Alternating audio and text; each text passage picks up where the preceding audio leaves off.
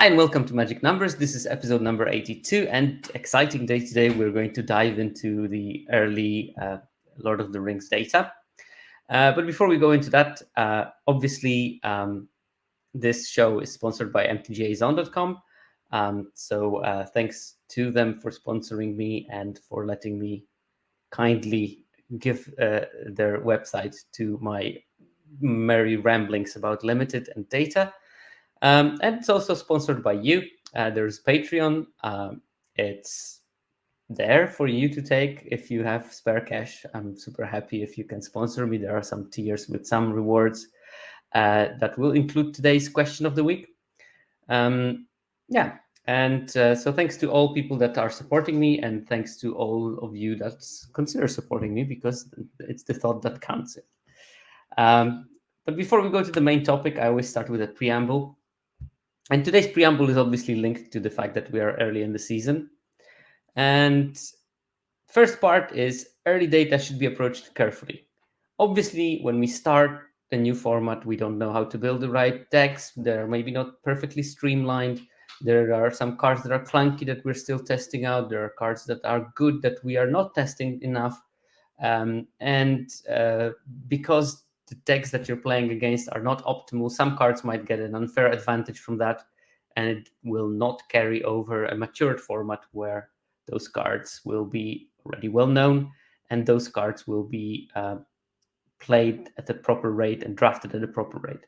So very frequently the early data problem is that some colors are so open that you can draft the deck every single time. You can basically force some colors. An example for that was maybe Midnight Hunt blue black, or actually Mom blue black was pretty open in the early game. But that doesn't mean that the early data is worthless. It is not as valuable. And the problem is people very frequently focus on the sample size. And that's not actually the problem of that data. The sample sizes are not as big as in the late format, but actually quite sizable. The main problem is the quality of the data. Because we're looking at the win rates of cards that are played in non-optimal decks, and that will vastly impact how the win rates are looking. And also we're looking at the data from people who don't know what they're doing yet. I mean, some maybe do, but most probably don't, including myself. When I start my first drafts, I have no idea if the cards that I'm drafting are going to be good. I have some good, maybe vague idea, but I did set review. I looked at the format. I did the skeleton stream. But before you take the cards in your hand, you can't with certainty know if the cards are good at or not. But even with those caveats, the smallish sample size and low quality of the data, actually, when I'm doing my later episodes deep in the format, I'm usually excluding the data from the first 2 weeks, because the format after 2 weeks is usually stabilized and at least the pick orders are constant and people do mostly know what they are doing with their cards. So the data from after 2 weeks is much more valuable. But still, even with that taken into account, the early data should not be ignored. It will show you some early indications of good cards. It will show you some very early indications of good colors. And more importantly, in the first weeks and in the later weeks, what most people that listen to me want to do is win more. And even with that imperfect information, you get enough to know what to do in order to win. Now, the problem starts if you learn the early data and then put it in your head and then follow that early data through the rest of the format. If you know that this is a provisional data and it's going to be very, fluent what's going on with it, you're going to do very well, because you're going to know which cards are good at the moment in the early format. You're going to know what to look for. I'm probably going to show some pointers of combinations that I think might be stronger later in the format. And if you know that this initial data is not like written in stone and that you need to stay on top of this data and you need to evolve with the format. Also, if you know that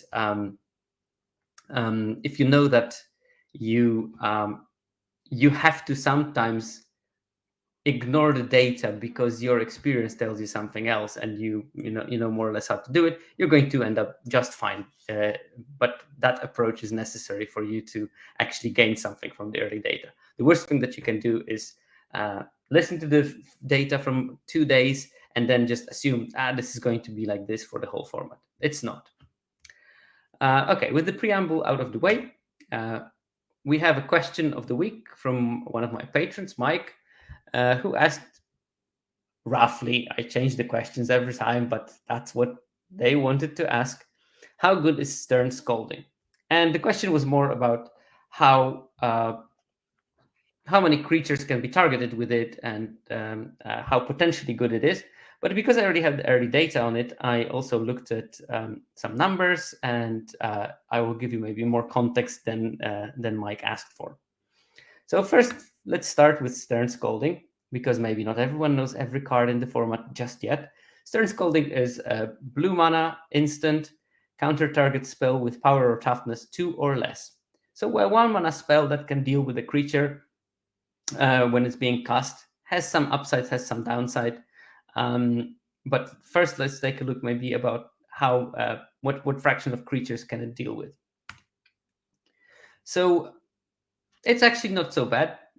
Stern Scolding can deal with roughly 2/3 of the creatures at common, around 60% of the creatures at uncommon, and 40% of the creatures at rare and mythic level.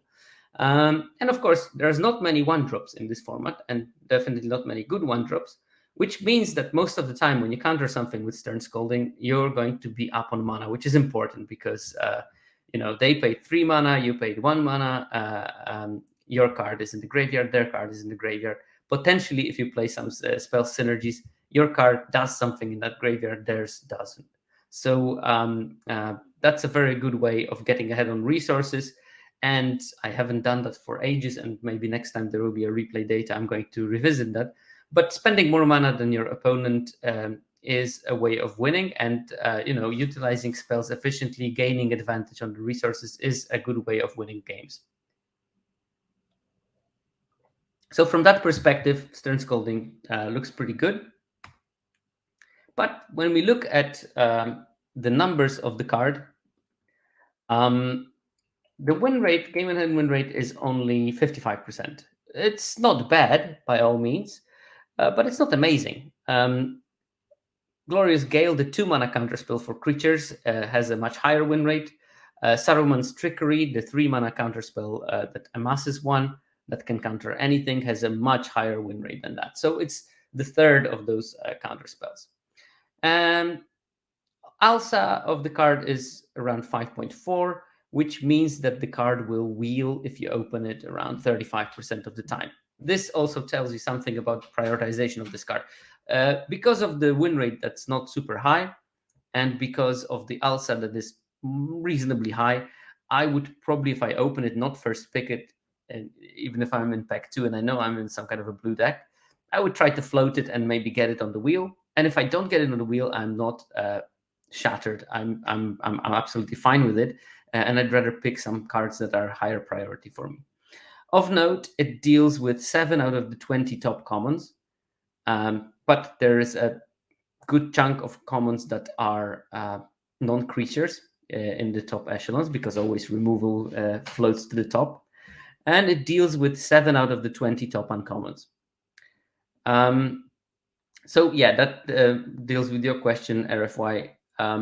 There is plenty of spells that are not creatures and are amass spells or things like that. There is still, though, quite a large chunk of creatures that are just creatures. One problem with that is that a lot of those creatures are in weaker archetypes. We're going to look at them in a second, so I'm not going to go into the specifics, but especially the most menacing deck in the format seems to be black-red. And black-red has a large chunk of solid creatures that have 2 power and toughness, but are not creatures per se, because they are amass spells, like the Torment of Golem, which is 4 mana for amass 2 and look at opponent's hand and discard an non-land card from it. You can't counter it with the Stern Scolding, and you can't counter it with Glorious Gale, which are some problems with this card. It's still Glorious Gale, the 2-mana version of Essence Scatter that also will Ring will tempt you if the creature was legendary. That card has a really solid win rate. So I'm not buying the narrative that Stern Scolding will not be good only because there are not enough creatures. There must be something else. I think that it won't deal with those important creatures and it becomes not so good in the late game. And that's probably the reason why the win rate is low. I don't remember from the top of my head, but I'm pretty sure that the opening hand win rate is pretty high. But yeah, and you can nab some 4-drops with it even. Like Build a Pony is a really strong card with a very high win rate. Stern Scolding deals with it very easily. Pippin, Guard of the Citadel, Mercurio in the chat says that they countered it and opponent just scooped. Well, I mean, I can imagine their frustration. I probably would continue playing the game. I can imagine the frustration. I was just showing before the stream my 7-0 deck and that had Stern Scolding, 2 Glorious Gales, and 2 Saruman's Trickeries. And I can imagine that my opponent, after the 4th counter spell, were feeling a bit angry at me as well. So Jorge checked. Actually, it's 56.4% win rate in the opening hand, which is solid. I mean, especially that it's not in the strongest of the colors. It's actually blue seems to be like the 4th strongest color, which means second to last. But it's not by any means unplayable. So you can easily play blue. But okay, hopefully that answers my question, and we can move on to the actual main topic of the stream today, and that is. What does the early data tell us about 17 lens users and general metagame and which colors and color combinations need which cards, and crucially, which cards are quite trappy for some of those colors. So first, I always look at the popularity rankings, and obviously this is a popularity ranking of 17 lens users. So this is what people who win 56% of their games on average are playing. And you can see black and red are vastly overplayed. I looked at the play rate in 2-color decks. I counted the number of games that are played in the 2-color decks from each color. And there are big differences. Normally, you see those numbers being moderately equal, but this time they are not. So black is the most played color with 26,000 games. Red with 24,000 games. Then we have a big drop between black and red, and we go to white and blue. White has 19,700 games. Blue has 18,800 games. And then we drop down all the way to roughly 13,000 games for green. So there are twice as many games with black than with green in this format. So 17 lens users seem to have very quickly identified that black and red are the 2 colors where you should be. And they look like the most powerful colors. There are some important differences between black and red, how they are built, but we're going to go to that maybe later when we go deeper into actually looking at each color's strengths and weaknesses and looking at each color pair. When you look at the win rate, they are pretty much reflected by the play rate. So the 2 most winning colors are black and red. They are basically, there's nothing in between them. 58.4% win rate for both of them, with black being by a fraction on top of red. Then the 3rd best color in terms of win rates is white at 56.2% win rate. Then there's 53.9 from blue and 51.9 from green. This means that black and red are above average for 17 lens users. White is more or less on par, and then blue is slightly below par, and green is quite a lot below par. Now, big differences between those numbers are very meaningful. I think in the last format we had something like 57 to 55, and then there was one color slightly lagging, because green has to be played in those 2-color decks with another color. So it means that they sort of should naturally equilibrate themselves to be more or less at the same level, but they don't. So green is significantly weaker than any other colors, and I'm going to talk about it. I don't think green is unplayable, but I do think that there is a good case to be made if you want to improve your win rate or increase your win rate. That in the early days, at least before the green decks are figured out to some extent, you should probably refrain from going too aggressively into green. There are no particularly good reasons to going in green. So I would probably focus on the Grixis and Mardu color combinations because they seem to be more successful. And that is not to say that you can't play green, but it's going to be an uphill struggle, it looks like. And even good players, seen some black going 1-3 with this pretty decent looking version of a scry deck, the green-blue one. So it is going to be complicated to win with green for now.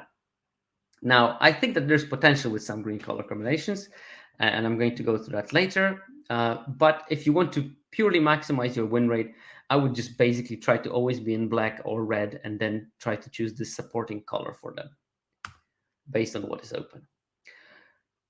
Right, so with which colors are the most winning, there is always an important question. Is it a two-color format or is it a multicolor format? The previous one, MUM, that was a moderate multicolor format, which means that roughly 17 or 18% of the decks were above two-color and splash. So in this zone with three-color and splash or something decks. Here we see that there is only 7.5% of the decks that have more than two colors and splash. So this is a strictly two-color deck format. 70% of the decks are two-color, 20% of the decks are two-color and splash. So 90% of all the 17 Lens users decks are two colors and maybe with some minor splash. This is a hallmark of a two-color format, and I'm pretty sure that this is going to be staying until the end of the format. Of course, Ethan from Lord of the Limited, I'm sure is going to figure out some kind of a 5-color concoction and will be playing it. I'm betting on the Green Havens as a fixing land on the multi-legend kind of draft. But for the rest of us mortals that cannot just choose a meme and then still manage to get like 60% win rate with it, I would suggest two colors and sticking to that. Thank you, Mr. Metronome, for the raid. I just noticed that we have many more people that I normally have. So welcome to the stream. You didn't miss much. We talked about a couple of things that included black and red winning the most for the time being, white being the middle color, and green being far behind. I do know how Ben loves data, so I'm glad that he sent his chat to the data stream.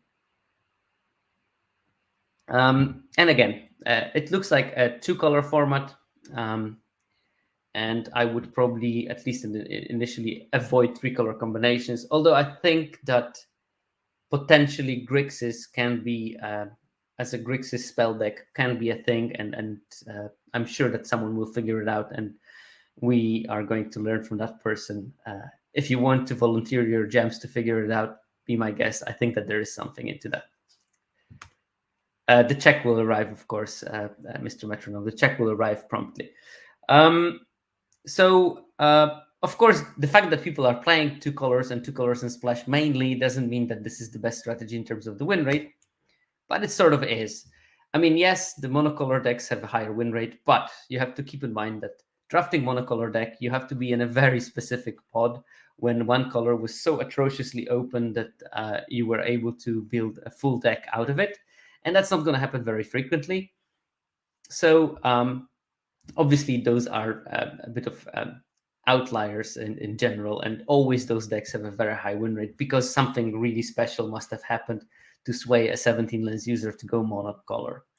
But if we exclude those, two-color decks, so monocolor decks have like 62%, 59.5% win rate.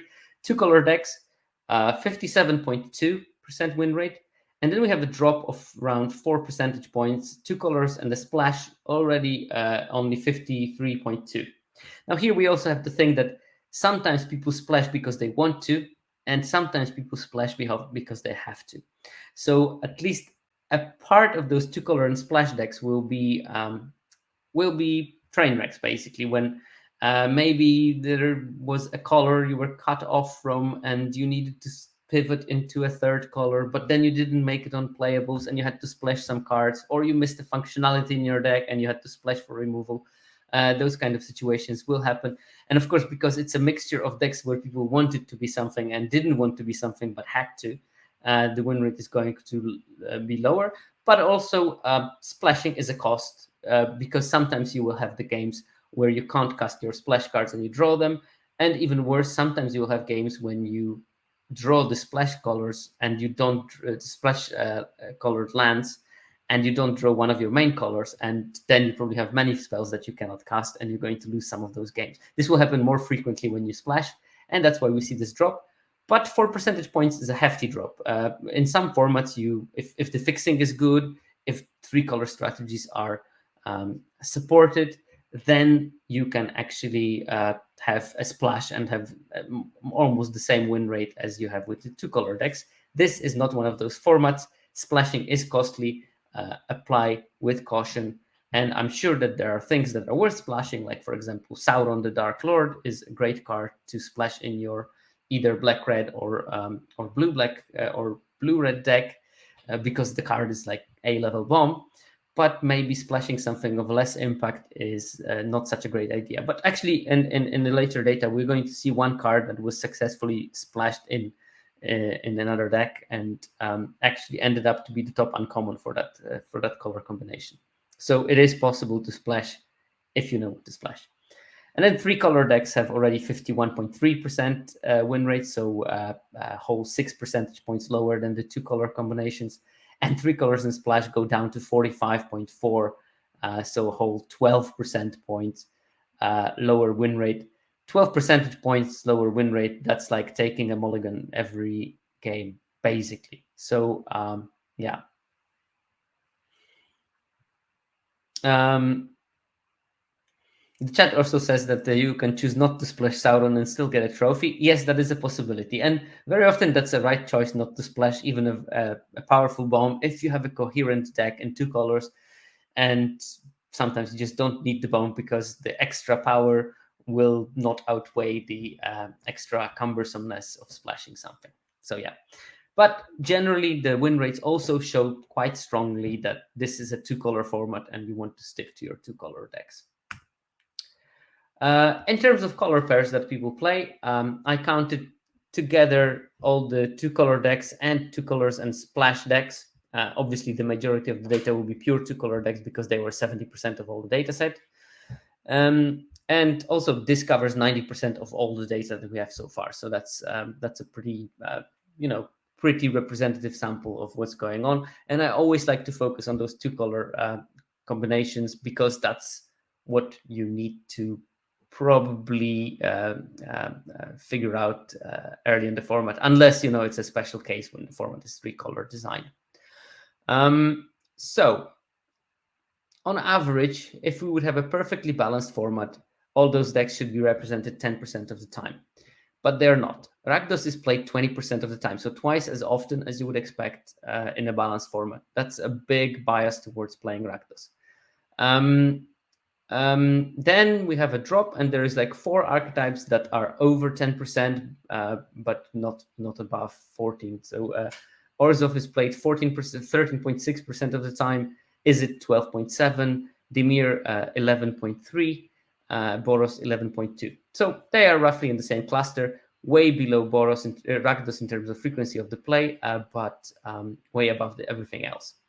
Then we have like a steady drop. So Selesnya is already 8.5% of the time played, Simic 7.5, Golgari 6.3, Azorius 5.4, and Gru is 3.1% of the decks. So 3 times lower frequency than you would expect in a balanced format.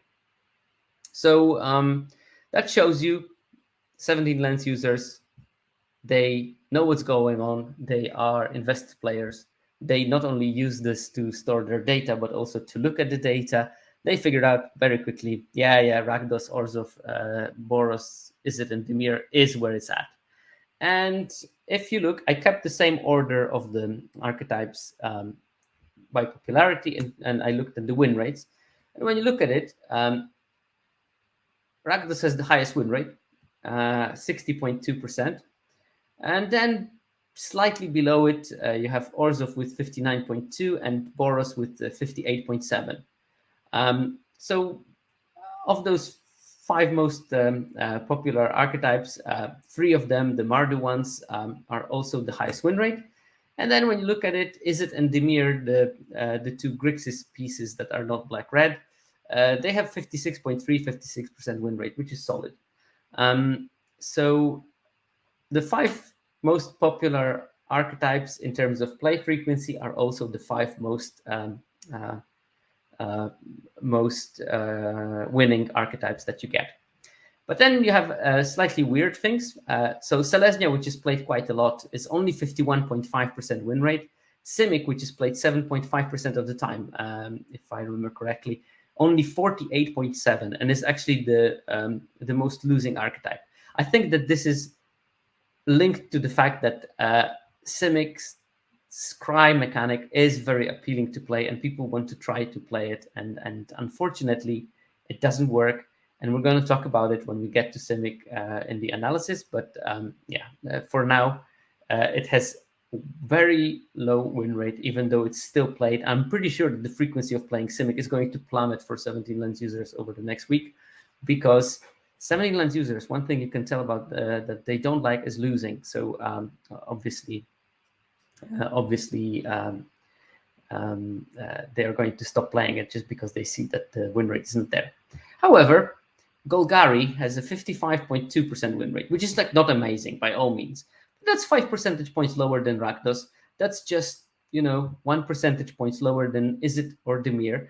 I think that Golgari is a valid deck, and it can be winning. So even though it's in green, I wouldn't warn you against trying the Golgari way. It seems like it can be powerful. There are a couple of really key cards in Golgari that you can play in that deck, and black is still one of the strongest colors. So I think that combination works quite well. Azorius only 51% win rate, so appropriately to how frequently it's played, it's not looking pretty good. And Gruul has 53.6%. I think that Gruul is also maybe not as good as Golgari, and maybe will be dependent on uncommons in red that you open and manage to get, and other colors being close. But I think that there can be solid Gruul decks in this format. So again, I wouldn't prioritize it. I wouldn't have high preference towards it. But if I am in red and I see that good Gruul green card are being passed, I would probably dip my toes in it and try to play it. It looks like it might be fun. And I'm pretty sure that with better deck design, better card pick selection and pick orders, you can actually come up with good Gruul builds.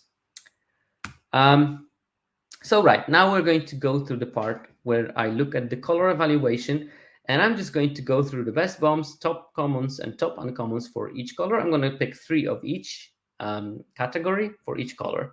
And then after that, we're going to move for each 2-color archetype, and then we're going to look at the best common, best uncommon, the hidden gem, which is a card that I select arbitrarily, but I usually try to pick a card that either goes late in the draft based on the ALSA value. And then one trap that I think that cards that are picked highly but do very bad in a particular archetype. A question from the chat. Wonder how much those stats would change if you had one top 20 player that had 1,000 games played as a sample data. They can change dramatically. Every format, I actually didn't do it for this format, but almost every format, I invite a guest and I look at their personal data, and then I look at how their personal win rates looked, and they vary drastically. So every player will have their shtick, that will have their archetype that they're really good at and understand it. So I had the episode with Sam Black, I had episode with Corticals, I had Jean-Emmanuel Deprat in one Cube episode, and you could look through their personal philosophy, and you could see which cards were over performing for them and which cards were underperforming for them. Unfortunately, you rarely get over 1,000 games. I think that I only had over 1,000 games with Florida one, but it's very hard to get over 1,000 games in one format. So yeah, but yeah, it is interesting to look at, and I would send you to my YouTube when you can actually rewatch some of those episodes to see what is the differences between looking at individual data from one person as compared to what we're doing here. So looking through generic data of multiple hundreds of people. Okay. So first of all, white bombs, and by bombs I looked at cards with the highest win rate in that color, focusing on the rares, because weirdly in this format very frequently commons and uncommons will have higher win rates than rares. If I don't like the term prince or pauper formats that are frequently chucked around because people expect them to be used, but if there was a pauper format, this would be the one. There's so many colors when you see like, oh, the top win rate card is an uncommon. The top win rate card is a common in a particular color combination. Lots of those. So commons look pretty strong. But in terms of white, the highest win rate card, which actually surprised me quite a lot, was Frodo Sauron's Bane. White for a legendary creature, halfling citizen. It's a 1/2, and for hybrid white-black, you can change it into a 2/3 lifelinker. And for black, if you did the first step, so changing it to a 2/3 lifelinker, it becomes a rogue and has, whenever this creature deals combat damage to a player, that player loses the game if the ring has tempted you 4 or more times in the game. Otherwise, the ring tempts you. So it's a weird card that can be quickly turned into like 2/3 lifelinker, which is great. And later in the game, if you are white-black, it can become a weird alternative win con. And I mean, the card looks solid because 2/3 lifelinker is a good body, but actually having over 60% win rate slightly surprised me. Then we have Boromir, Warden of the Tower. That's a 3 mana, 3/3 vigilance, and whenever opponent casts a spell, if no mana was spent to cast it, counter that spell, which is very niche and very, very rarely will come into play here. There's like a handful of cards that allow you to cast spells for free, but probably trinket text mostly for constructed. But importantly, you can sacrifice Boromir, and then creatures you control gain indestructible until end of turn, and the ring tempts you. So a solid creature, 3/3 vigilance, and an ability that allows you to save your team, which I played a couple of games with white-red in this format, and I know that even once sacrificing Boromir to save your big, impactful, hasty 5/4, 4/4 would have been an amazing thing to have in this. I'm actually missing the 2 mana protection spell or something in white-red. It would be great in this format, which is probably why it was not printed. And the third bomb, Flowering of the White Tree, white for a legendary enchantment. Legendary creatures you control get +2/+1 and have ward 1, and non-legendary creatures you control get +1/+1. Obviously, aggressive card with a small drawback that 1 power ring bearers of your opponent permanently gain unblockable if you play Flowering of the White Tree. But I think that you kill them. I think that if you kill them before they do anything with the ring bearer, you're absolutely fine. And it seems that it does it frequently enough because it has a high win rate. So yeah, still definitely play that card. Also in this format, enchantments are practically always there. There's not many ways to kill an enchantment, and only white has the 3/1 creature that I think is commonly played that can deal with it. So yeah, once it hits the board, you're quite safe that your creatures are always going to be slightly bigger. The top commons, and there's one particular common that is just head and shoulders above everything else. It's Errant Rider of Gondor. 2 and a white for a human soldier, 3/2. When it ETBs, you draw a card, and then if you don't control a legendary creature, you put a card from your hand on the bottom of your library. But frequently you will have, so it's just going to be a 3 mana 3/2 that draws a card. And you know what? In most situations, you just jam it on turn 3, you just draw a card and put something on the bottom. It's still the card selection it offers is great. And later in the game, if you draw it, you just straight draw a card most of the time, because 90% of uncommon and rare and mythic creatures in this format are legends. So you're going to have plenty of those. And also your ring bearer is always legendary, so there is this additional level of having legends on the board. Then the second most powerful common is Protector of Gondor, 4 mana 3/3. When it enters the battlefield, create a 1/1 human soldier creature token. We've seen this card time and time again. It was in Ikoria. It was in one of the Innistrad sets as Clarion Cathars. Now we see it again. And I think that every iteration, this card became better and better, because I think the modern, or by modern design, I mean the last couple of years, generating multiple bodies for the same card becomes a premier ability of any card. And the number 3 common, Westfold Rider, 2 mana 3/1. You can sacrifice it to destroy target artifact or enchantment, activate only as a sorcery, which is a pain because you can't just do it in response to something killing it. But still a solid beater. There's a couple of things that give double strike, or if opponent stumbles, you can get in quite a lot of damage with it.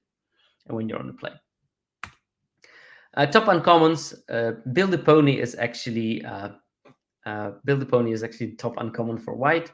4 mana 1/4 ETB, make 2 food tokens, and you can sacrifice a food, and the target creature you control deals damage with its toughness this turn. So butt strike from Build a Pony.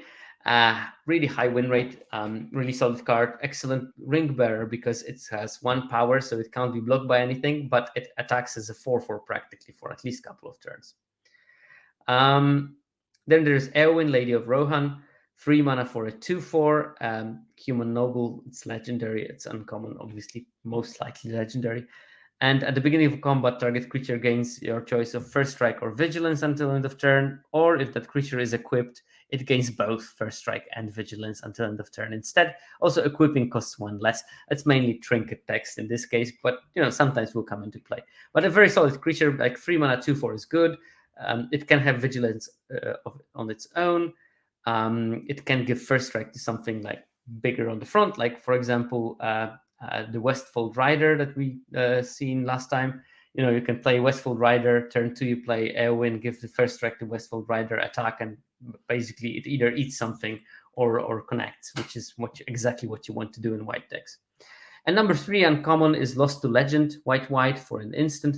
Put target non-land historic permanent into its owner's library, 4th from the top. And that's burying something really deep.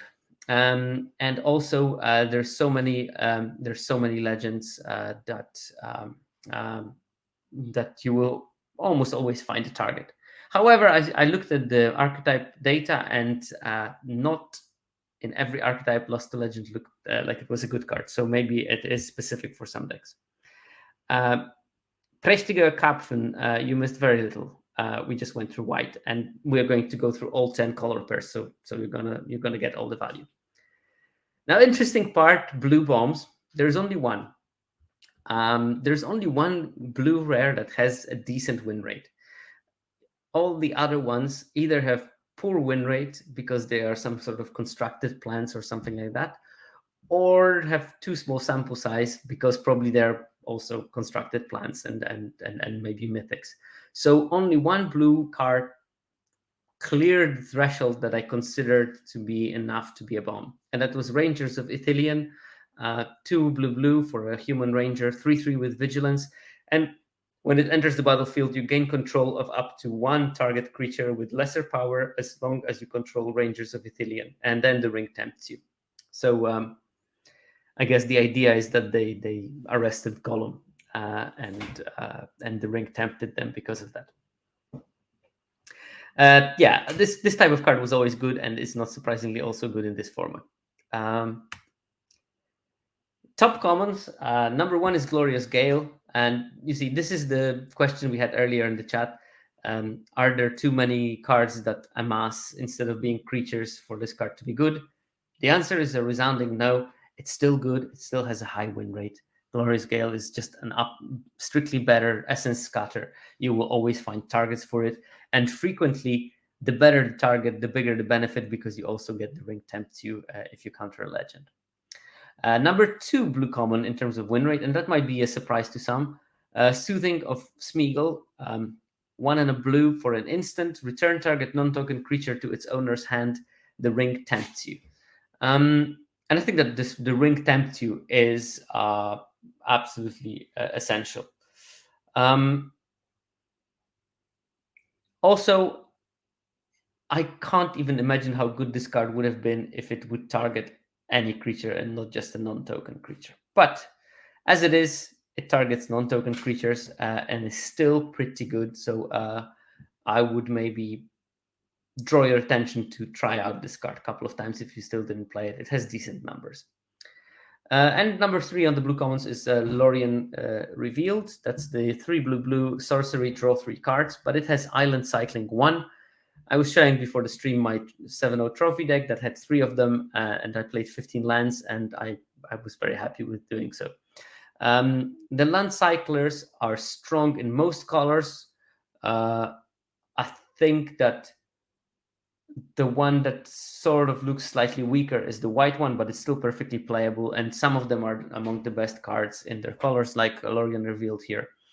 Paying 1 mana for the island cycling seems to be just about the right price if you want the card to be relevant, and also allows you to trim lands to put more stuff in your deck. And some people say it's irresponsible because the cost is real. I say yes, the cost is real, but the benefit is also real. So it's worth looking into it. My personal strategy, and it's not data based, I'm going to definitely do a deeper dive on when we get more data on those cards. But my personal preference for now is I try to have 2 land cyclers to cut 1 land, and then if I have a third one, I can cut 2 lands. And it obviously will depend a bit on the decks and a bit of the balance of those land cyclers that I have. But I very frequently will have 3 of them and play 15 lands and not have a current world, especially when I have like early drops in abundance. Okay. Blue uncommons. The top one is Saruman's Trickery, the 1 blue counter spell that amasses 1. Card again was in my deck. The 7-0 was absolutely phenomenal, and I don't think it's an accident that it's the top blue uncommon for now. Number 2 is the Bath Song, the Sam Black Invitational card. 3 and a blue saga. First 2 chapters is draw 2 cards, then discard a card. And then chapter 3 is shuffle any number of cards from your graveyard into your library. Add blue to your mana pool. Do we still have mana pool? No, just add blue. No, we still have mana pool. Anyway, I mean, it's 4 mana for draw 4, discard 2. But then you got the Dirtling Machine for a control deck when you can put all the spells that you cast into your library, and you get a rebate for the mana you spent, and you can use it to cast one of the many spells that you drew using the card. And then Gandalf, Friend of the Shire, 3 and a blue for a wizard with flash, because a wizard arrives precisely when he wants to. And then you may cast sorcery spells as though they had flash. And whenever Ring tempts you, if you choose a creature that is not Gandalf, you will draw a card. And this is a beating. Every time someone plays this card against me, it's just like a groan test, because I know that soon they're going to be tempted, they're going to tempt something else, draw an extra card, and they're going to loot, and they're going to accrue so much value. So yeah, Gandalf is a pretty strong card, and it fits in multiple builds of the blue decks. Black. Black doesn't complain about the bombs. Orcish Bowmasters, 70% win rate, if I remember correctly. That's an absolute beating. 2 mana 1/1. How can 2 mana 1/1 have 70% win rate. Well, we remember Luminarch Aspirant definitely could do it. So Orcish Bowmasters must be something on the Luminarch Aspirant kind of level. It has flash, so it seems like Orcish archers also arrive precisely when they want to. And when they enter the battlefield, and whenever an opponent draws a card except for the first one they drew in each of their draw steps, it deals 1 damage to any target, and then you amass Orcs 1. So you can cast it as a 1/1 that brings another 1/1 and pings something. That's pretty decent. But if you cast it in response to draw 2 spell or draw 3 spell, it arrives as a 1/1 with a 4/4 and pings something for 4. So and the 4 damage can be distributed any way you want, and this is such a beating. So you either can play it early, or you can, if you think that you're playing against a deck that will be drawing multiple cards, you just keep it and wait for them to cast the draw spell. I've seen like in Legacy people playing it, and casting it in response to Brainstorm looks pretty good. Or in Commander, people play it with Wheel of Fortune to make a 22/22 and pinged for 22 damage. So yeah, it's like absolutely busted with those kind of things. But yeah, it's still really, really strong and limited. 70% win rate. It's the top rare of everything, and probably you will need it for constructed if you play any. So definitely a first pick. And the second one is Witch King of Angmar. 3 black for a legendary creature, Wraith Noble. It's a 5/3 with flying. And whenever one or more creatures deal combat damage to you, each opponent sacrifices a creature that dealt combat damage to you this turn, and the ring tempts you. So basically, sort of a base when they attack you. And you can discard a card, and Witch King of Angmar gains indestructible until end of turn, and you tap it. So sort of Hallowed Blamemaster vibes, but 5/3 and with flying. Okay, 5 mana is not cheap, but you get a creature that is pretty much resilient to removal. Of course, the funny part is that the 2 mana red spell can kill it, because the 2 mana red spell depicts killing of the Witch King of Angmar, so obviously it had to kill it because it removes the indestructibility from a creature. Still a bomb. If you don't have the smite the deathless, then you are in a world of trouble when someone plays this against you. Then you get Call of the Ring, the last of the black bombs, but there are many other black cards that are really high win rate. So I'm pretty sure that in case of black, I could have made a much longer list. But Call of the Ring is a unassuming looking 2 mana enchantment. At the beginning of your upkeep, the ring tempts you. And when you choose a creature as your ring bearer, you may pay 2 life if you do draw a card. This card is just like snowballing so quickly because you just level up the ring very quickly. Your small creatures become a must block threat, and they of course then kill everything that they block because you are on the front foot. I played with this card in one of my drafts, and when you play it, you just like start attacking every single turn. You loot, you gain the value. If they try to keep up with you, they will lose their creature, and because of that, every time you pick the ring bearer, you will easily pay the 2 life price because they will never be in a position to attack you. So you accrue extra value on top of that, and it's just such a snowballing engine. So I would highly recommend playing with that, especially when I think black white is particularly well built to play it, but I'm sure it will be fine also in red black. In terms of black commons, the top one is Claim the Precious. 1 black for sorcery, destroy target creature the ring tempts you. Just a premier removal. That's about it. It's really strong. Pick it very highly and try to play it if you can. Then there's Dunland Crebain. Someone in Court's chat said that this sounds like a character from Game of Thrones. And I could imagine a Dunland Crebain being a character in the Game of Thrones, which is funny. And it's a 1/1 flyer. When Dunland Crebain enters the battlefield, amass Orcs 2. So it comes as a 3/3, but with a 1/1 flyer and a 2/2, so sort of reverse preening champion. But it's still so good. It's not as good as preening champion, I think, but you can't ignore the fact that the 1/1 flyer is a phenomenal ring bearer as well, because very few things could block it in this format. So actually, the fact that it's a 1/1 flyer and a 2/2 can be pretty useful, because you want big armies, so that helps with that, and you also want a good ring bearer, and this also helps with that. So excellent card. And surprise number 3 is the Torment of Gollum. I mean, the card looked okay in the previous season, but as soon as we started playing with it, it turns out that it's more than okay. 4 mana sorcery, target opponent reveals their hand and you choose a non-land card from it that they discarded.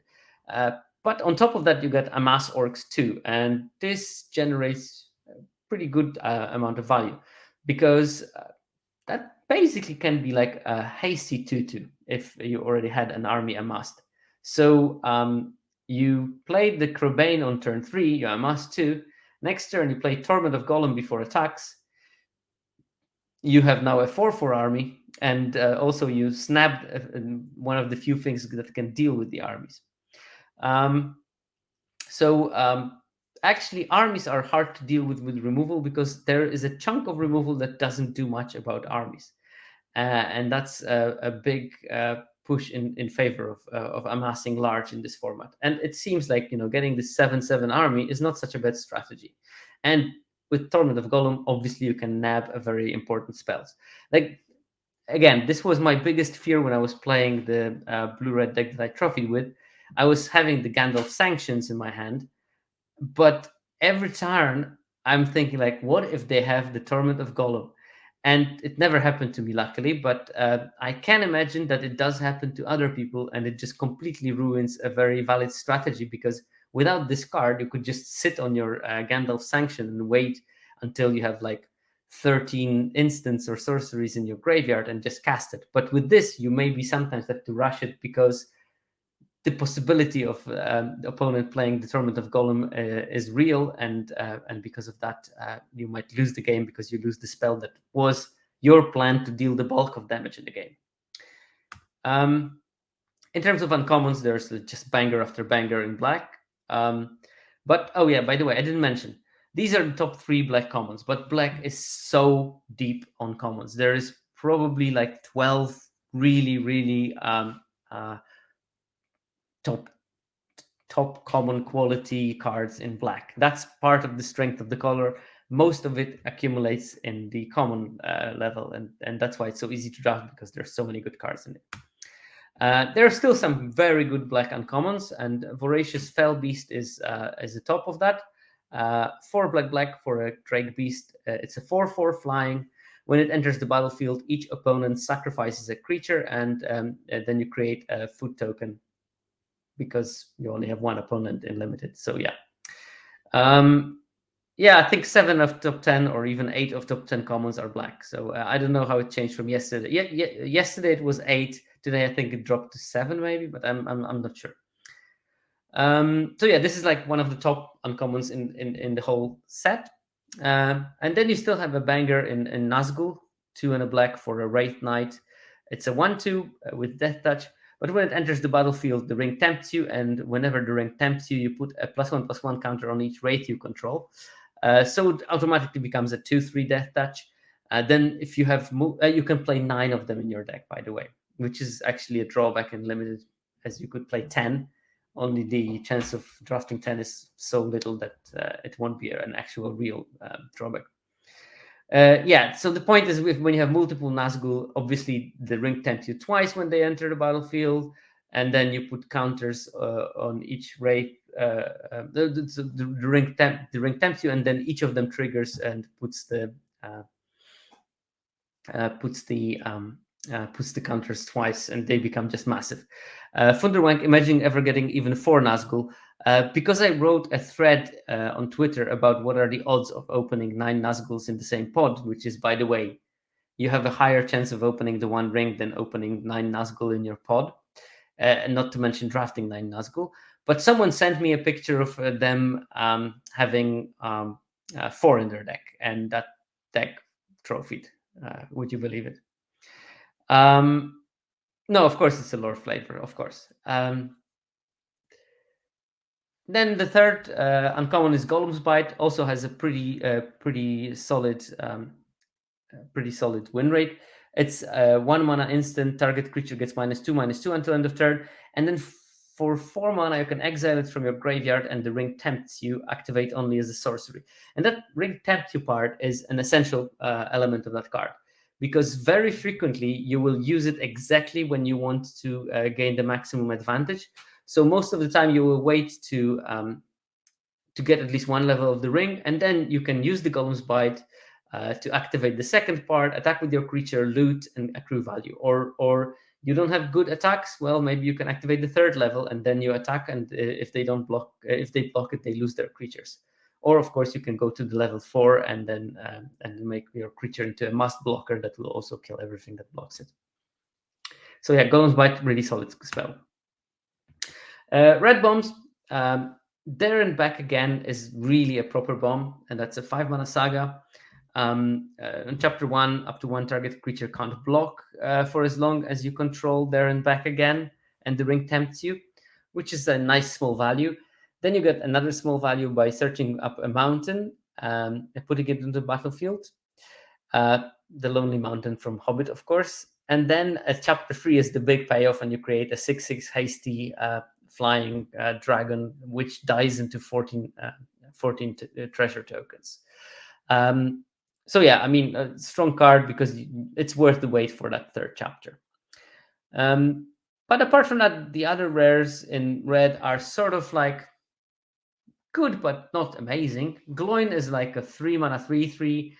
When you cast a historic spell, create a treasure token once a turn. And then you can sacrifice a treasure and goad target creature, and goading means it must attack you next turn. So you can sort of force their creature to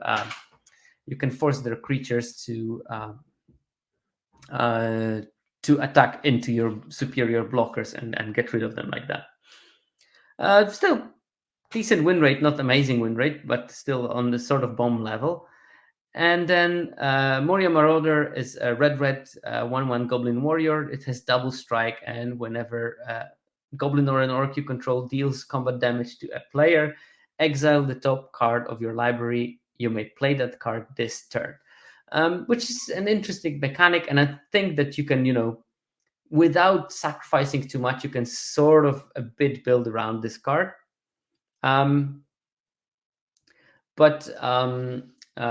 Double striker is always dangerous, and the fact that also other goblins or orcs that you control have that ability means that you don't always have to put it in combat, and especially when you can build a large army of orcs, and that can become threatening if it will draw you an extra card every turn. The top commons in red, not to my surprise, but maybe to some surprise, Rally of the Hornburg takes the top spot. Just a 2-mana sorcery that makes 2/1/1 human soldier creature tokens, and humans you control gain haste until end of turn. And that's not like a non-existent ability. Okay, you will play it on turn 2 as a 2/2 haste creature, especially when you're on the play. Most of the time, it will be just a 2/2 haste.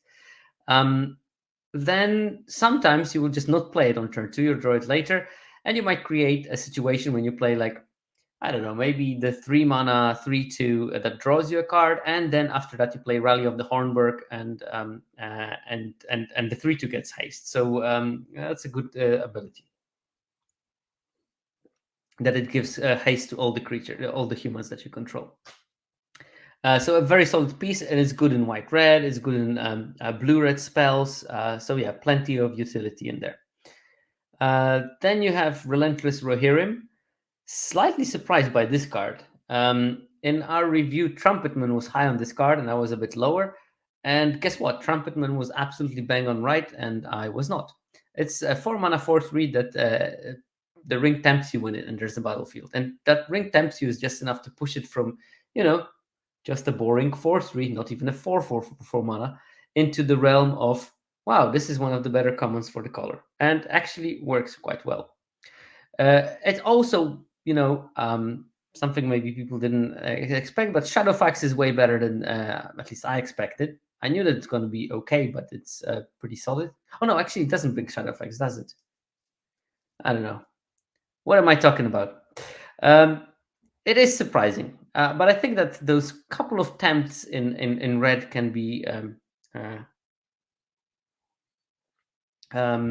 can be quite impressive. Mm, and number three is the card that probably most people expected to be the top red common, Smite the Deathless. Uh, 2 mana for deal 3 damage to target creature. It loses indestructible, and you exile it instead of killing it. And of course, it's not the top common, or at least not yet in the early days. Doesn't mean that the card is bad. It's still excellent. But when I told you that black is deep on commons and has really powerful commons, red has the same with uncommons, and it's banger after banger for ages when you look through the list of the red uncommons. And top of them comes Fear Fire Foes, the red and X sorcery spell. It deals X damage that cannot be prevented uh, to target creature, and then 1 damage to each other creature with the same controller. So there's surprising amount of X1s in this format. So Fear Fire Foes so many times will kill like 3 creatures, maybe 4. And it's overperforming for me, and my opponents always have it when I build a whiteboard, and you have to think about this card all the time. Then number 2 is Eomer of the Riddermark, a 5 mana, 5/4 with haste. Whenever it attacks, if you control a creature with the greatest power, which, spoiler alert, 90% of the time is Eomer, among the creature on the battlefield, you create a 1/1 white human soldier creature token. So basically, it's a 5/4 haste that sort of brings another 1/1 99% of the time. So 6/5 worth of stats for 5 mana and a bunch of it with haste. Excellent. And the third one is Grishnak, Brush Instigator. That's a 3 mana 1/1. But when it enters the battlefield, you amass Orcs 2, and then you gain control of target non-legendary creature an opponent controls with power less or equal to the amassed army's power, and you untap that creature. Of course, it gains haste. Very often, it will boost the army to a 4/4. You can steal the 4/4 from the opponent, swing with it, and usually when you manage to have a 4/4 army that is online plus steal a 4/4 blocker, swing for at least 8, opponents will have a hard time coming back from that. But this is not the end of the list of the great red uncommons. Someone in the chat was asking about the Rangers something, the 1 mana shock, which is still solid. There's a bunch of other things that are really strong. So yeah, red. If you see red uncommon, there's of course the Flametongue Kavu uncommon. So the 4 mana amass 2, and then your army deals damage to something. That's almost as good as Grishnak. All those cards are just excellent. Green actually has some bombs, unlike blue. Radagast has a very high win rate, but a small sample size. That's a 2/5 for 4 mana that sort of maybe draws you a card every time you cast a creature, depending on the types. And it has a very high win rate. Delighted Halfling, green for a mana dork, 1/2. 1 mana mana dorks are just good because they allow you to play 3 drops on turn 2, which will put you way ahead into any race. That's the main advantage of the card, but also this can be a ring bearer later in the game, so maybe not completely useless. So Delighted Halfling has a high win rate, and then I put Legolas, which has slightly lower win rate than those two, but still enough that for green at least it is something to look forward to playing. 3 mana 1/4 with reach. Whenever you cast a spell that targets Legolas, put a +1/+1 counter on Legolas. Whenever you cast a spell that targets a creature you don't control, Legolas deals damage equal to its power to up to 1 target creatures. And I think that the main idea with Legolas is to play with fight spells where you both target Legolas and another creature of opponent. So basically, you have a 1/4 Legolas. You play a fight spell. That fight spell puts a +1/+1 counter on Legolas. It can ping something for 2 because you targeted the opponent's creature, and then of course this fight spell gives it extra +1/+1, so it can fight like a 3 toughness creature, and that's just good enough. It's not like on the level of the black and red bombs, but we have to keep in mind green needs to look for any kind of positives that it can get, and that's Legolas is actually a decent card, definitely better than any rare that blue can offer in this format so far, except for the Rangers of the Ithilien. In terms of commons, top common is Generous Ant, another land cycler for 6 mana. You got a 5/7 with reach and food token.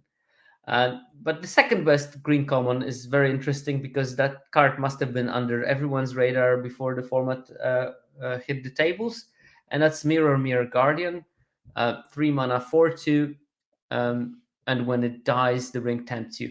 And this card has solid numbers for green, of course. So keep in mind, it can't compare with the black commons, but it's definitely something in that card. And then the third one is End's Fury, the fight spell that I mentioned. 2 mana for a sorcery fight spell. You put a +1/+1 counter on target creature you control if its power is 4 or greater. So, for example, Mirror Guardian will get a +1/+1 counter when it's targeted by End's Fury. And then that creature gets a +1/+1 until end of turn. So Mirror Guardian becomes a 6/4, and then it fights a creature you don't control. So it will kill like a 3/3 and still threaten with like 6 damage if you manage to clear the last blocker. And End's Fury seems decent. I mean, it's not great. It's just okay, but you have to keep in mind that green is by quite a large margin the weakest color for some part. Oh yeah, the Book of Mazarbul. That's another red uncommon that is a banger. People are still trying to count really good uncommons in red in the chat. There you go. Green stop uncommons. I didn't leave this slide empty by accident. I leave this slide empty by design. None of the green uncommons had numbers that I would be happy to recommend them as top uncommons, really. None of the green uncommons had a higher game in hand win rate than any of the top 3 commons. And the top 3 commons are not amazing. So I decided to leave the whole slide empty as a testament to the weakness of green and in the uncommon slot. And some of the cards are actually surprised me. Punch Spell has an atrocious win rate for some reason. Also, the 6 mana 5/6 Ant has a really poor win rate, even though the Generous Ant has a high win rate. So, yeah, I still think that part of it is due to deck building, and part of it is due to those cards being played in bad decks and losing for that. But I am sure that there is more in green, but it needs to be it needs more work. So yeah, for now we are leaving the top uncommons category in green as empty. Okay, so we can move to each archetype, and as I said earlier, we're going to look at the best common and with its win rate, the hidden gem, a card that I selected on some arbitrary criteria that I'm going to maybe try to explain. But usually it's a card with a decent win rate that goes pretty late in the draft, so that you can I can draw your attention to the cards that are maybe lesser known or maybe not as prioritized, so you can gain the extra edge by picking those cards and using them efficiently. And then I look at one card that I call a trap, and that's a card that is picked high by arena users, but has disappointing win rate.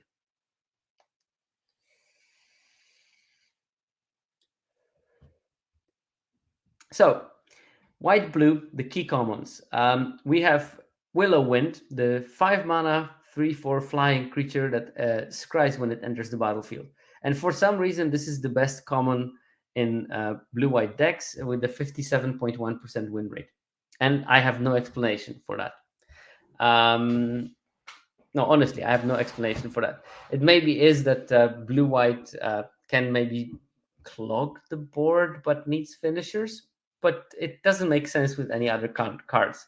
I'm reporting it because the numbers are there, but I don't have an explanation as I never played blue white or Willow Wind for that instance. So go figure it out yourselves why the Willow Wind is the highest win rate card in blue white. Because lots of flyers are not. I looked at the Landroval and I looked at the other eagle, and they were not particularly good in white blue. Willow Wind somehow is. The hidden gem for the archetype, I picked the Eastmark Cavalier. It's a 2 mana 2/2 with vigilance, and when it deals damage to a goblin or orc, destroy that creature. I think the card is slightly better than I would have expected because building a big army is a thing, and this can destroy any army, which is a nice ability to have. 56.2% win rate. This is not spectacular, but we are talking about one of the weakest archetypes in the format. And the trap is banished from Edoras. It's 5 mana sorcery, exile target creature. At sorcery speed, this effect is not so great. It does cost 2 less to cast if it targets a tapped creature. But of course, because it's sorcery, it can only, in most cases, it can target a tapped creature already after that creature attacked at least once. So, and, well, for example, we'll never deal with anything that has vigilance. So lots of downside for removal, and the win rate is 50.1%. Yeah, problematic. I would refrain from playing it for the time being. I think this is not a good card. There are better ways of dealing with creature, even in blue-white. The key uncommons, Build a Pony is the top uncommon with 59.4. We already talked about this card. And the hidden gem I selected is Lost to Legend, which we already talked about as well. The thing that can put target historic permanent forced from the top in someone's in its owner's library. 59.2, so just below Build a Pony, but it goes much later than Build a Pony. So you can get a premium removal for your deck quite late. And the trap for this archetype is Shire Sheriff. The 2 mana halfling soldier, a 2/2 with vigilance. When it enters the battlefield, you may sacrifice a token. When you do, exile target creature an opponent controls until Shire Sheriff leaves the battlefield.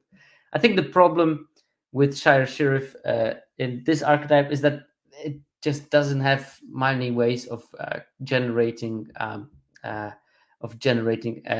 token, and because of that, Shire Sheriff will very frequently be played as just a 2/2 vigilance creature, so sort of French vanilla, and you have to pick it quite highly in order to get it. So you need to waste a high pick in order to get a card that does not deserve to be a high pick in your particular deck. And the win rate is particularly bad. Obviously, early format, obviously small sample sizes, but 46.7. I doubt that it will become a top uncommon for the blue-white decks in the future.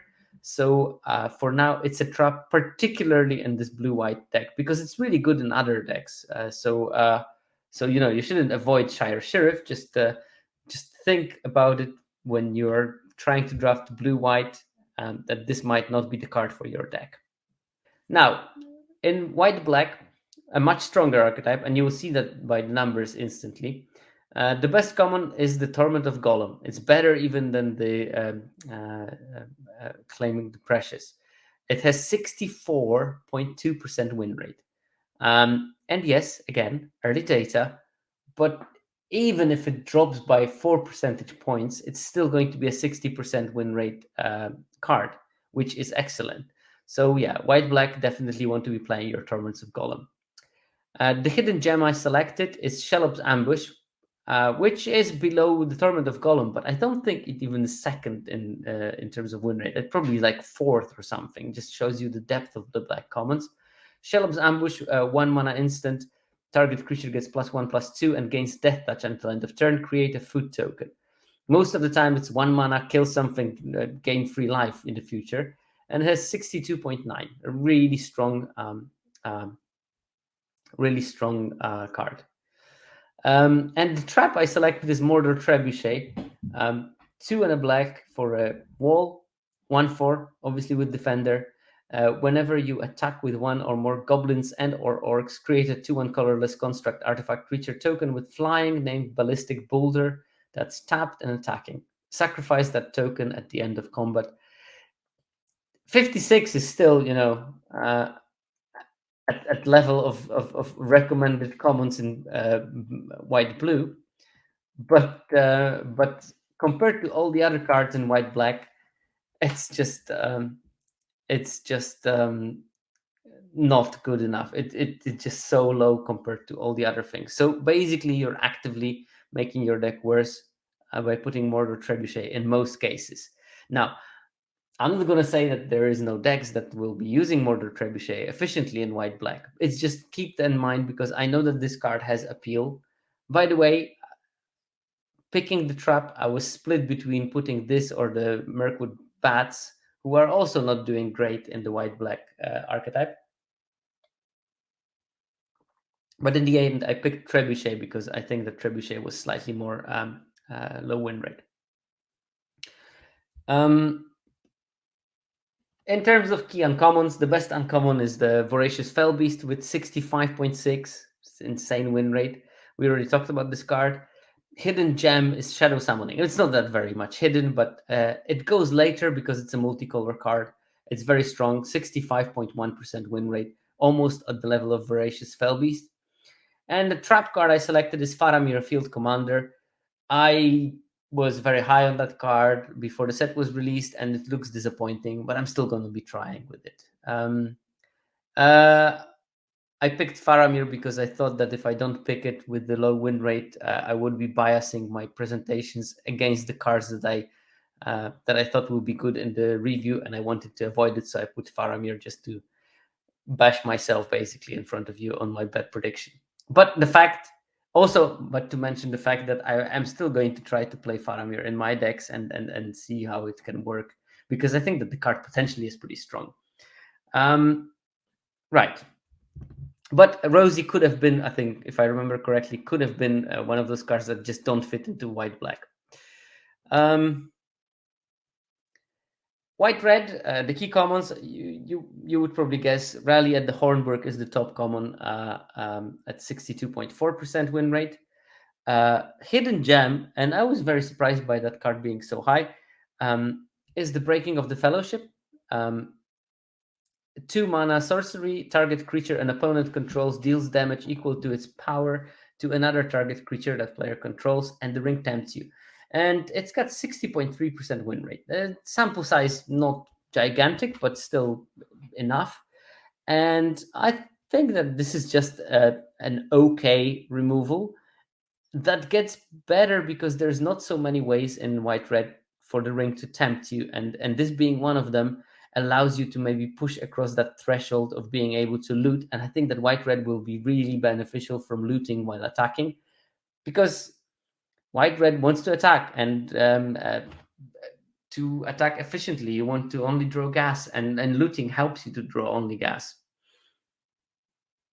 And yes, as Minds Over Matter in the chat mentions, normally killing small creature is bad, but if you kill a ring bearer, and ring bearers will tend to be small, you're getting extra values. And then, of course, you get your own ring bearer from that. So yeah, thanks for the contribution in the chat. As a trap, I selected Fog on the Barrow Downs. The card is picked highly by arena users, and only 54% win rate is not enough. That's the pacifism variant for the format. Again, another white removal that you're probably better advised to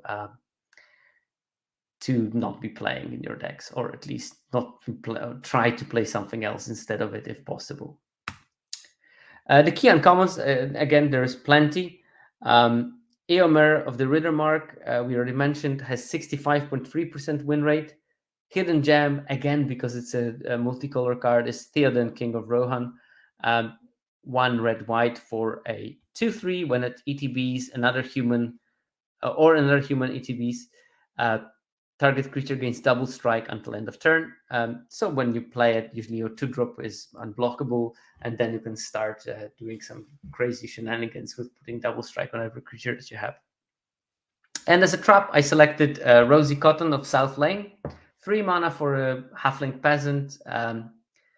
A 1/1 when it ETBs, create a food token, and whenever you create a token, put a +1/+1 counter on target creature you control other than Rosy. And people might be tempted to play Rosy because you have multiple battles of Hornburg, and maybe in some cases it's going to be right.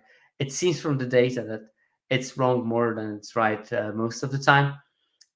Still 57% win rate, so not terrible. It's just that you need to sacrifice high picks for the card that doesn't necessarily play well with your synergies. So yeah, something to watch. But again, at 57%, I can see that card going up, or I can see that card being particularly good in some builds and maybe less good in some builds. And you need to use your, judgment to figure out. Well, with Eomer, you probably can't go wrong in the white-red deck, and that's the thing. White-green, key commons, and here comes a big surprise. The best common in terms of win rate, and I'd like to strongly stress it was a very small sample size, but it was Elven Farsight, the 1 mana sorcery that scries 3, and then you may reveal the top card of your library. If it's a creature card, draw a card. And it's 57.4% win rate, so decent one, even though it was a small sample size. Now, white-green, arguably one of the worst archetypes. And Hidden Gem was Bag and Porter. I put it there because it's not picked very highly, and also because I didn't expect myself to see it high in the win rate of the white-green, but it is there. It's a 4 mana 4/4. And when it attacks, it gets +1/+1 until end of turn, where X is the number of legendary creatures you control. I guess that there are plenty of cheap legendary creatures in white-green, so you can probably accumulate 2 of them and start attacking with Bag and Porter as a 6/6. So yeah, solid card for that archetype. And the trap I selected is Took Reaper. 2 mana for a 2/1. When it dies, the ring tempts you. 49.7%. I think it's a bit of a testament to people building white-green not necessarily in an optimal way. I think that people try to make it sort of like a weenie creatures, like play a lot of hobbits and make some food and try to nickel and dime them, but it just doesn't have interaction for that kind of a deck. For this deck to be good, you would need some really strong removal or some really strong combat tricks, and it doesn't have that much. So that's probably why Took Reaper has slightly disappointing, even for that color combination, win rate of 49.7. In terms of uncommons, the key uncommon is the top uncommon is Frodo Baggins at 62.4. Frodo is green and a white for a 1/3. When it ETBs or another legendary creature enters the battlefield under your control, the ring tempts you. And then, as long as Frodo is your ring bearer, it must be blocked if able. So at least one creature will have to be jumping in front of Frodo, which makes it into a sort of 1/1 token killer if he's the ring bearer. But also allows you to speedily level up the ring. And I think, even though still early days, I think that speedily moving the ring up is the way to go for white-green if it wants to be successful as a version of the deck. And for that, you need a solid number of Frodos. Yeah. But as you might notice from the slides, Old Man Willow, my hidden gem, is actually the top win rate uncommon. But because it's a black-green card, I didn't include it as a best white-green uncommon, but something that is a hidden gem. So it turns that Abzan builds might be a thing, or splashing Abzan into green white, because Old Man Willow has 62.9% win rate, and I guess it plays decent with Frodo. Uh, you can sacrifice food to kill creatures, or at least make them so small that they can't realistically block anything. um, uh, uh, Old Man Willow, of course, being 4 mana XX, where X is the number of lands you control, and when it attacks, you may sacrifice another creature or a token, and when you do, target creature an opponent control gets -2/-2 until end of turn. So card is good, but particularly good in the deck that can generate some amount of food that you can sacrifice instead of gaining 3 life, pinging creatures of the opponent. And the trap for this archetype that I selected was Eowyn, Lady of Rohan, that we discussed. It's just her synergies are not good for this particular deck, and it's reflected with the 53% win rate.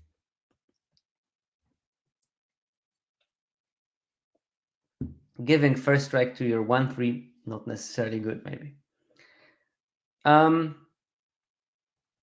Blue-black, the key commons. Best common is actually Soothing of Smeagol, the 2 mana bounce spell that tempts you, 63.2%. And, again, you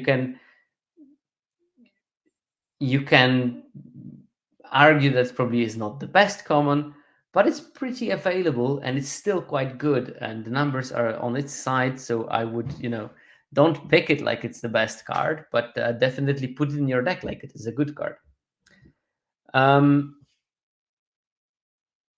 No, there is no land section, Thunderwunk. Funderwunk. Maybe let's go with this pronunciation. It's going to be much better for my ad possibilities. So yeah, you don't have to pick it early because it goes quite late still, but definitely you want to play it and you want to pick it over some other cards and move it up your pick order a bit. Hidden Gem, Arwen's Gift, 4 mana, sorcery, costs 1 less to cast if you control 2 or more legendary creatures, scry 2, draw 2. And those cards in the last years were pretty poor and often in the trap section of this kind of presentation. But Arwen's Gift actually looks solid with 61.5%. I mean, again, I also played it in my blue-red deck, and it was fine there as well. So during the set review, I speculated that in lower power level sets, card draw becomes better, because if you don't have super powerful cards and maybe the power level is roughly flat, how you're going to win games is by card selection and card draw. So in this aspect, Arwen's Gift is looking solid and shows solid numbers. As a trap, I selected the most beloved card of Magic players, it seems, the Mirkwood Bats. 4 mana for a 2/3 flyer. Whenever you create or sacrifice a token, each opponent loses 1 life. The card underperforms in blue-black, but it also underperforms in other archetypes to extent that I would say that not playing it is probably a good heuristic. And sometimes it will be just excellent in a deck, and then you probably will be able to figure it out, but I would probably default to not playing it in any of my decks. Of course, if you are for the story kind of aspect of playing the card, then by all means jam Mirkwood Bats and tell stories about how you beat someone by sacrificing Smaug or whatever. Blue-black key uncommons. We have the traditional Voracious Fellbeast as the top uncommon in black. But a hidden gem and very close to Voracious Fellbeast in terms of win rate is Saruman's Trickery, the counterspell that amasses with 65% win rate. And the trap that I selected is Meneldor, the Swift Savior, a 4 mana 3/3 flyer that when it deals combat damage to a player, exile up to 1 target creature you own. That returns to the battlefield under your control after. In case of blue-red, Again, the key common is the Battle of Hornburg, 63.5% win rate. It's a really good tempo card because it can deal damage quite efficiently, and when all the other spells that you have control the population of your opponent's creatures, these 2/1/1s can do a whole lot of damage. And when you're slightly back, it can hold the fort for a couple of turns against a big army or something, and make you survive until you find a way to deal with it. The hidden gem I selected was Quarrel's End, a 3-mana sorcery. As an additional cost to cast it, to discard a card, and then you draw 2 and create a 1/1 human soldier creature token. Surprisingly well performing in this deck. I think that you get some card selection, you get this 1/1 to hold the fort, and then you get enough fuel for your next turns to do something more impactful and try to turn the race in your favor. And the trap for the color is Ithilien Kingfisher, 3-mana, 2/1 flyer. When it dies, draw a card. Just doesn't seem to be anything that this deck wants to be doing. I would not even think about putting it into this type of decks.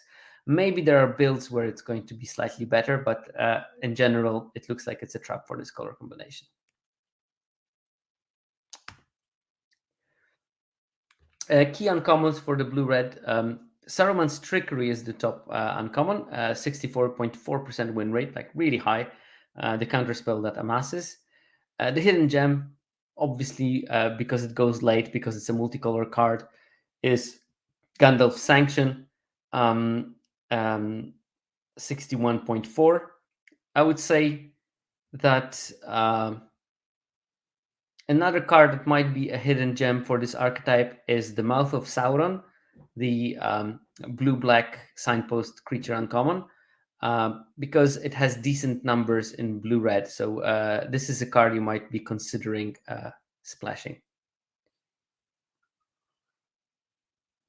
The point is that all the other good uncommons for the blue-red deck are very highly picked, so they are not really hidden gems if they are picked very highly already. So Gandalf Sanction goes the most late of all the cards that were there in the blue-red.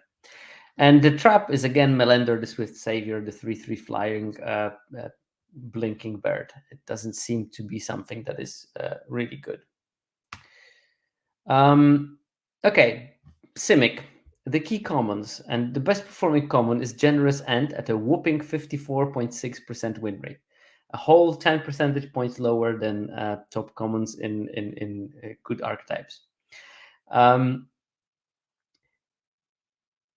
Deceive the Messenger was the hidden gem at magnificent 53.1% game in hand win rate. It's the 1-mana instant, target creature gets -3/-0 until end of turn, and you amass Orcs 1. Performed okay for it. It's a trap. I didn't find a single card that was a trap, because all the cards that were at the bottom of the win rate for blue-green were cards that are going late in the draft.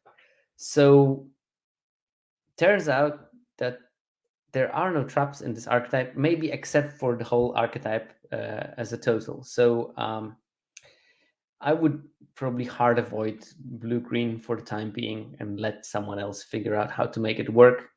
And there is no guarantee that someone will make it work. I think that this is a problem of those A+B archetypes from last years, when you need to have an enabler and have a payoff, and most of the time they are two different cards. It's so easy to disrupt most of the time, and based on how limit is constructed in modern years. So because of that, I would say avoid those things.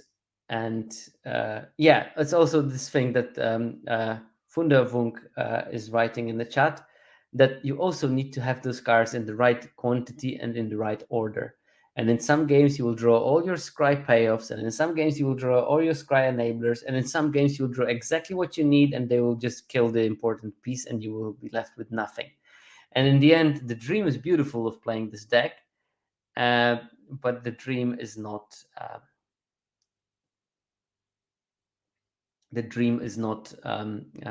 going to happen very frequently. Key uncommons, and there's one card that is good in there. Arwen Undomiel is actually a good card. The green-blue legendary creature Elf Noble. When you scry, put a +1/+1 counter on target creature, and you can pay 6 mana to scry 2. It's a 2/2 for 2 mana. This card has a 57.2% win rate, which is okay. It's not amazing. It's just great for this particular archetype. Hidden gem, there are no hidden gems. I did not have the heart to write that any of the cards that were there were gems of any sort. And Quick Beam, the upstart end, turned out to be a trap with 48.5% win rate. I think that this contributed to Quick Beam being not such a great uncommon because it's one of the most played green combinations, and Quick Beam is really bad in it, and that's probably what lowered Quick Beam's win rate in general. So that's one sign to think actually Quick Beam is probably good. It's just that people playing blue green ruined it for all of us in terms of win rate. So you should probably jam it in red green or something. Black red, well, that's an easy archetype. Key commons, anything really in black or red. But Claim the Precious is the top common with 64.9%. Let that sink in. That's a high win rate. The hidden gem I selected is Relentless Rohirrim, the 4/3 that tempts you when it enters the battlefield. 63.6% win rate, which is really, really good. And again, it's not an accident that this is the second highest win rate red common. Bonsoir. Bonsoir, Thierry. So Relentless Rohirrim is a card that is probably the most surprising for me so far from what I've seen in the set. I guess again, the tempting is so important that you can do it while maintaining the pace of putting aggressive creatures on board. The trap I selected, Mordor Trebuchet, 56.3. Again, would be a great win rate in Simic, but in Black Red it looks pathetic. So I would avoid this card. I honestly am not going to put it in my decks from now on unless I really think that I'm going to have something that makes it amazing. The key uncommons. Best uncommon is Grishnak, the Brush Instigator. We already talked about it. It's the 1/1 that amasses 2 and steals a creature from the opponent. There's plenty of ways to sacrifice for 1 mana, so you can cast it for 3 and have 1 mana sacrifice outlet. Making your army big and stealing something even bigger is just like such a big game swing that you don't probably need to sacrifice the creature that you stole most of the time. And it has a very lovely 66.6% win rate. So don't sleep on Grishnak in Black Red. The hidden gem, Goblin Fire Leaper.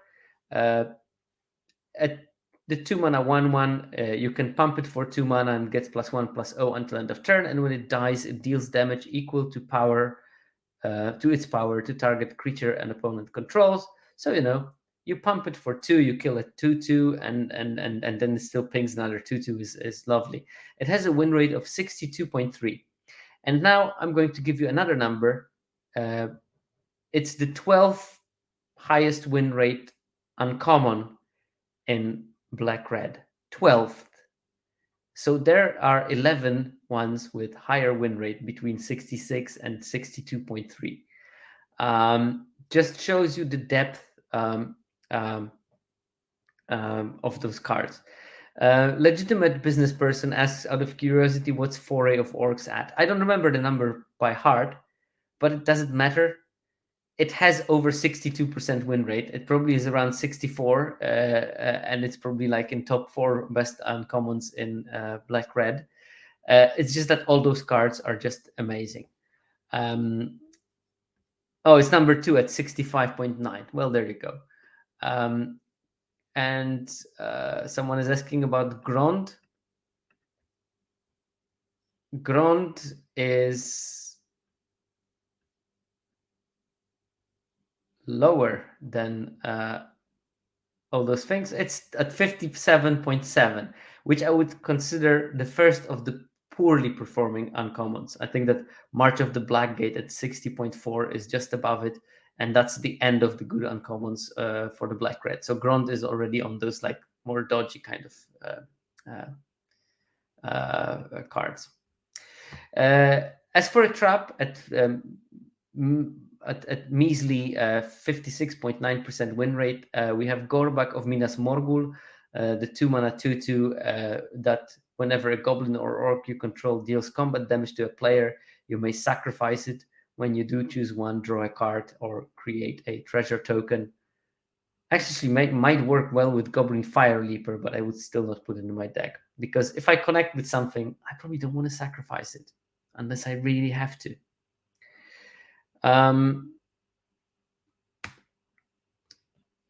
So we move to the black green and the key commons, and this is again, I'm just giving you the numbers. I can't lie about it.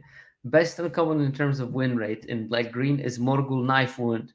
The 2-mana aura enchanted creature gets -3/-0 and has at the beginning of your upkeep exile this creature unless you pay 2 life.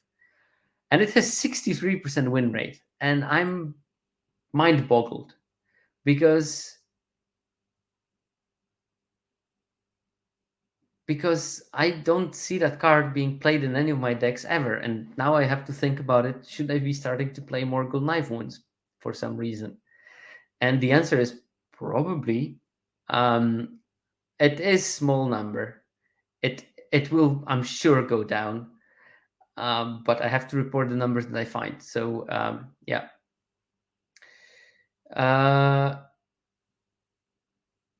So there is something that is just below it, and that probably is the actual best black-green card, and that's the Torment of Gollum at 62.9. But yeah, Morgul Knife Wound, very, very surprising. Again, small sample size of this card particularly. The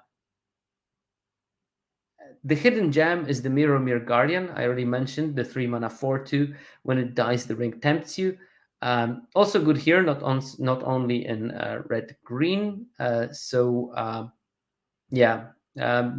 Guardian is a card that does better than probably looks. And the trap is again Mirkwood Bats at 53% win rate. So Tiab is, this is all the data is from 17 lands. Yeah.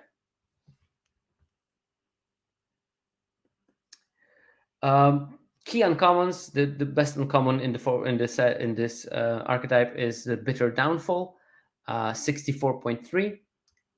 Bitter Downfall being the 4-mana spell that destroys target creature and its controller loses 2 life.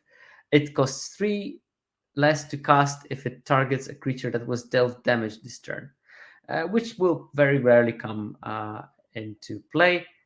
Probably the best combo of Bitter Downfall is with Fear Fire Foes. Kill one smaller thing, deal 1 to everything, kill the biggest thing with Bitter Downfall, push. But yeah, it's really a solid card. Hidden Gem, again, because it's a multicolor card and it will be picked later.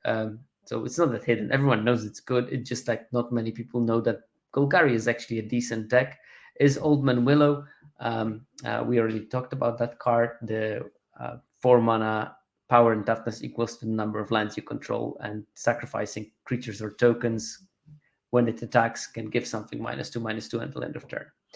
The trap for this archetype is the March from the Blackgate. I told you that we had like 60% win rate in black-red, but in black-green it drops to 51.9, so way below that.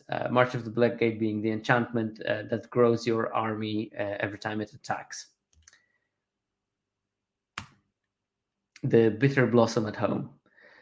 And we're moving to the last archetype, red-green. The key commons, the top common of the archetype is War Beast of Gorgoroth. 5 mana for a 5/4, and when it or another creature you control with power 4 or greater dies, amass orcs 2. And I can imagine you can build some kind of turns with playing this, attacking with your Mirror Guardian, and the opponent has a problem. Am I going to block that Mirror Guardian? If I do, it dies. The rank temp's opponent, they amass 2. Next turn, they can attack with the War Beast of Gorgoroth, and if that dies, the army becomes bigger. Or next turn, they attack with another 4-power creature, and when that creature dies, the amass becomes bigger. And also, when the amass thing dies, it will amass to 2 because it's now a 4/4.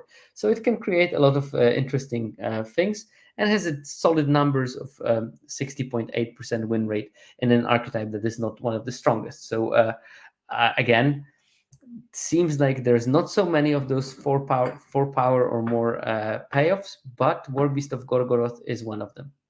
And I think that also in red green, crucially, unlike in most other colors, the 2-mana dork is a decent card.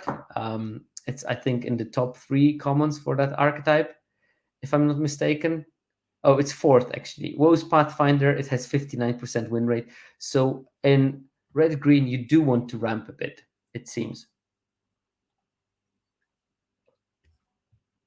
The hidden gem of the archetype is the Enraged Horn. 5 mana for a 4/5 tree folk with trample, and when it enters the battlefield, the ring tempts you.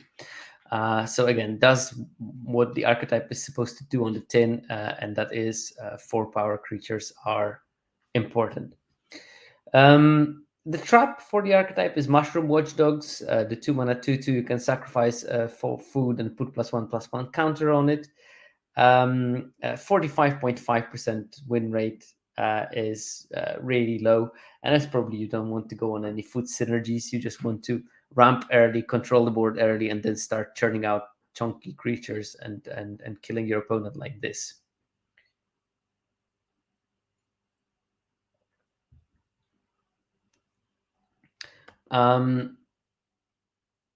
In terms of the key uncommons, Eomer, again, best uncommon also in this archetype.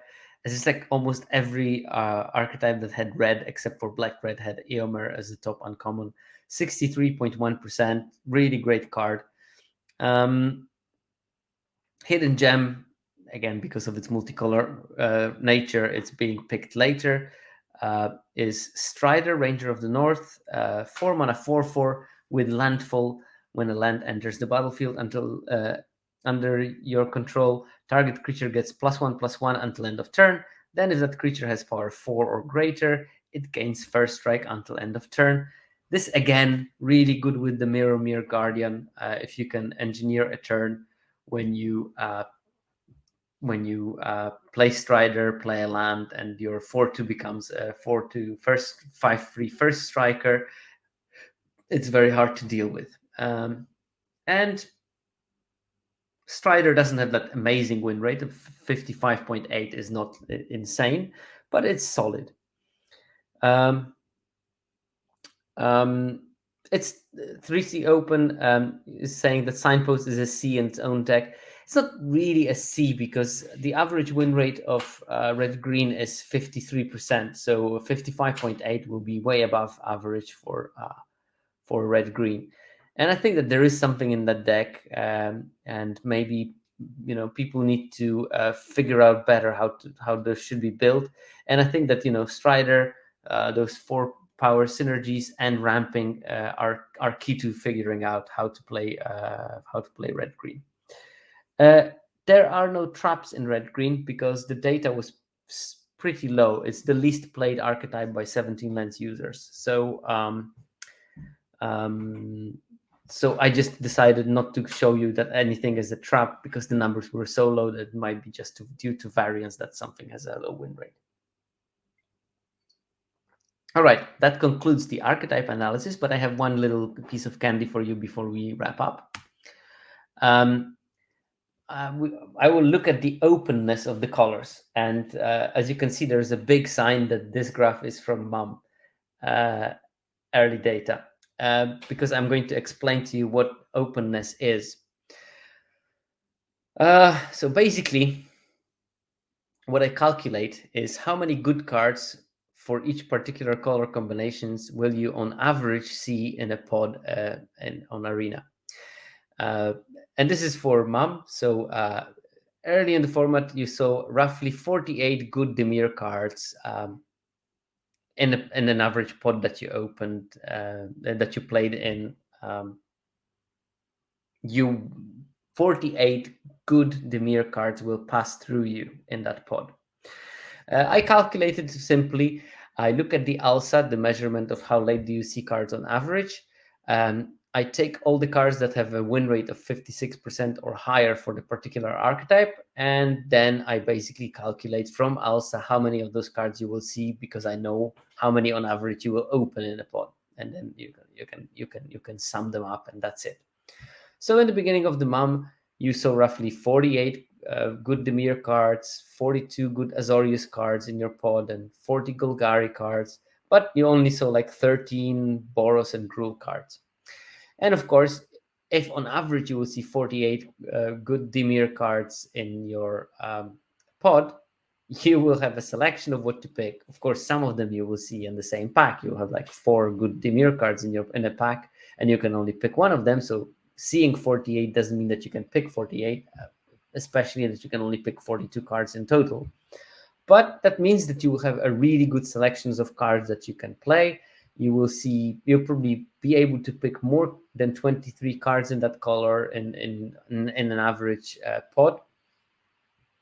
But if you have Boros and you see only 13 good cards, you will probably only have 13 good cards in your deck, and you will have on average 10 mediocre cards or even bad cards in your deck, which means that, of course, color being open is going to be promoted. Now, this is, of course, partially tautological, because good colors have good cards, and of course, because they are in good colors, they will see more good cards. But it's still sort of showing slight differences between some colors, that you can see that they have a high win rate despite not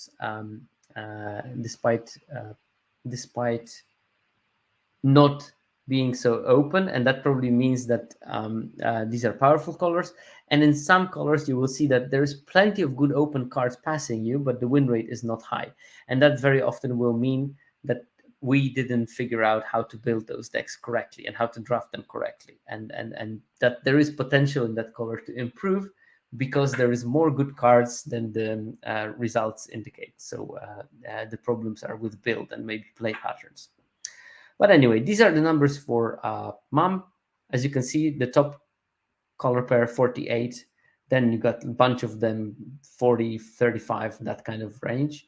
And then you have 5 archetypes between 12 and 18 that were not so open because they didn't have strong cards. Now the same graph for Lord of the Rings. Black-red, if you are in an average pod right now, you will see 67 good black-red cards. That's way more than in MUM. This means to me that this format is by far less balanced, and there is a huge bias to certain color combinations. And basically, Bunt is the problematic one. And then you have still 64 of the white-black good cards that will pass you through an average draft, 60 good Dimir cards. And that's why I think Dimir is still not being built correctly, because you see so many good cards that are good in Dimir, and still people don't win a lot in Dimir decks, which probably means that they are built slightly suboptimally. The white-red has a good win rate, but you see only 51 cards. And I would say only 51 cards. Out of the 51 cards that pass you, if you pick half of them, you will probably have to cut 2 of the good cards. And you see roughly 40 of Izzet and Golgari, which again makes me think that the Golgari decks also can improve on their builds, because you see quite a lot of the cards, but you don't see it in the win rates. And as you can see, openness correlates really well with win rate of the archetype. So basically, the more you see, the more you're likely to win a lot of games. And this is, I think, this is Boros, which has this is Dimir, which has a lot of cards that you see, but the win rate is not where it should be. The win rate should be somewhere in the 58s. So either right now people are winning way too much with Demir, and that's why black is fueling its high number of cards that are seen, or with different builds, this deck should be more like a 59%, 58% win rate deck, and right now it's at 56.